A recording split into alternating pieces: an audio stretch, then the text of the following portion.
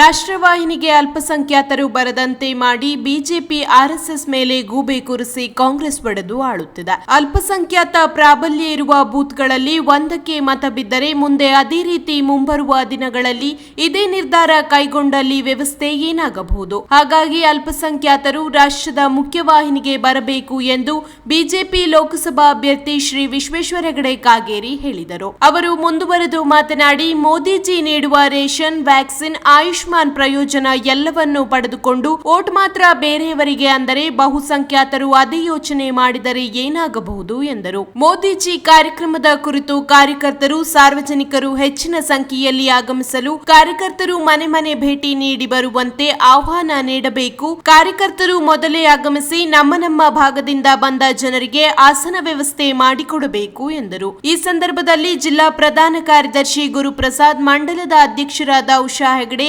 ಆನಂದ್ ಸಾಲೇರ್, ಮಾಧ್ಯಮ ವಕ್ತಾರ ಸದಾನಂದ್ ಭಟ್, ರಮಾಕಾಂತ್ ಭಟ್, ಮಾಲ್ತೇಶ್ ಹಾದಿಮನೆ, ನರಸಿಂಹ ಹೆಗಡೆ, ಮಂಜುನಾಥ್ ಭಂಡಾರಿ ಮುಂತಾದವರು ಇದ್ದರು. 28ನೇ ತಾರೀಕು ಭಾನುವಾರ ಬೆಳಿಗ್ಗೆ 11 ಗಂಟೆಗೆ ನಮ್ಮ ಉತ್ತರ ಕನ್ನಡ ಲೋಕಸಭಾ ಕ್ಷೇತ್ರದ ಚುನಾವಣೆ ಪ್ರಚಾರಾರ್ಥವಾಗಿ ಶಿರಸಿಗೆ ಬರುತ್ತಿದ್ದಾರೆ. ಶಿರಸಿ ನಮ್ಮ ಜಿಲ್ಲೆಯ ಒಂದು ಪ್ರಮುಖವಾದಂತಹ ಕೇಂದ್ರ, ನಮ್ಮೆಲ್ಲರಿಗೆ ಗೊತ್ತಿದೆ. ಹಿಂದಿನ ವಿಧಾನಸಭೆ ಚುನಾವಣೆ ಸಂದರ್ಭದಲ್ಲಿ ಕಾರವಾರ ಅಂಕೋಲದ ಮಧ್ಯೆ ಚುನಾವಣಾ ಪ್ರಚಾರಕ್ಕೆ ನರೇಂದ್ರ ಮೋದಿಜಿಯವರು ಬಂದಿದ್ದನ್ನು ನಾನು ಈ ಸಂದರ್ಭದಲ್ಲಿ ಸ್ಮರಿಸ್ಕೊಳ್ತೀನಿ. ನರೇಂದ್ರ ಮೋದಿಜಿಯವರು ನಾಡಿದ್ದು ಭಾನುವಾರದ ಬರ್ತಾ ಇರುವಂಥ ಕಾರ್ಯಕ್ರಮದ ಸ್ಥಳದ ಒಂದು ವೀಕ್ಷಣೆಗೆ ನಾವೆಲ್ಲ ನಮ್ಮ ಪ್ರಮುಖರು ಬಂದಿದ್ದೇವೆ. ನಮ್ಮ 1 ಲಕ್ಷಕ್ಕೂ ಮೀರಿ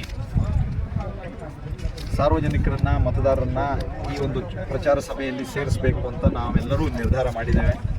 ಪಾರ್ಕಿಂಗ್ ಯಾರು ನೋಡ್ಕೋತಾರೆ, ಬೇರೆ ಬೇರೆ ಕಡೆಯಿಂದ ಬರೋದು ಯಾರು, ಹೀಗೆ ಏನೇನೋ ಬೇರೆ ಬೇರೆ ವಿಭಾಗಗಳಿದೆಯಲ್ಲ, ಒಂದು 25 ವಿಭಾಗಗಳ ಮೂಲಕ ನಮ್ಮ ಎಲ್ಲ ಕಾರ್ಯಕರ್ತರಿಗೆ ಜವಾಬ್ದಾರಿಯನ್ನು ಕೊಟ್ಟು ಕಾರ್ಯಕ್ರಮ ವ್ಯವಸ್ಥಿತವಾಗಿ ಆಗುವ ಹಾಗೆ ನಾವು ಪ್ರಯತ್ನ ಮಾಡ್ತಾ ಇದ್ದೇವೆ.